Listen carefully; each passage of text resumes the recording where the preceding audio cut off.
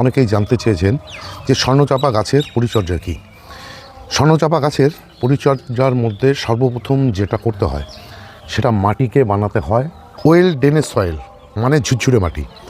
যেই মাটি বানাতে হবে বেলে দোআঁশ মাটি দিয়ে, মানে টবে জল দিলেই জল যেন সঙ্গে সঙ্গে বেরিয়ে যায় সেই মাটি।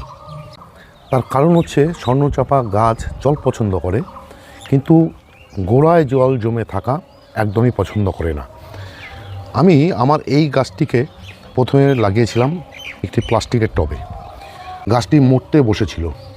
সেই অবস্থাতে আমি গাছটিকে এই যে জিও ফেব্রিক গ্রো ব্যাগে বসিয়েছি।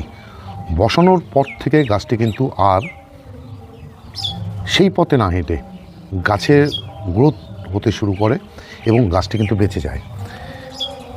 গাছটিতে খাবার দাবার বলতে আমি দেই হচ্ছে এনপিকে যুক্ত খাবার, মানে যে খাবারের মধ্যে নাইট্রোজেন, ফসফরাস এবং পটাশিয়াম সম পরিমাণে থাকে। তাই প্রতি মাসে আমি এই গাছের গোড়াতে, মানে মিডিয়াতে দিয়ে দিই কম্পোস্ট, শিংকুচি, হাড় গুঁড়ো এবং কলার খোসার গুঁড়ো।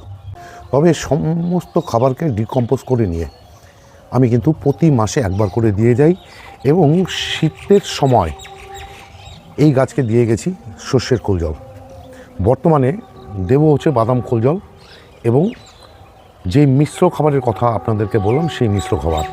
গাছকে রাখতে হবে রোদযুক্ত স্থানে, মানে যেখানে 6 থেকে 7 ঘন্টা রোদ পায় সেই জায়গাতে।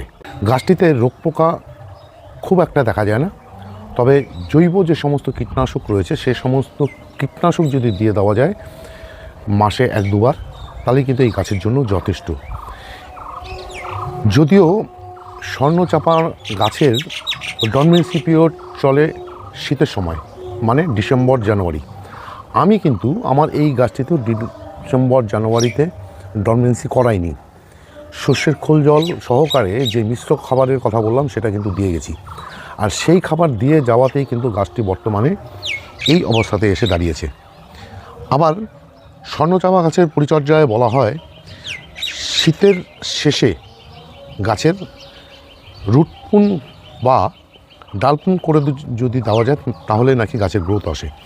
আমি কিন্তু নভেম্বর মাসে গাছটিকে পুন করে দিয়েছিলাম।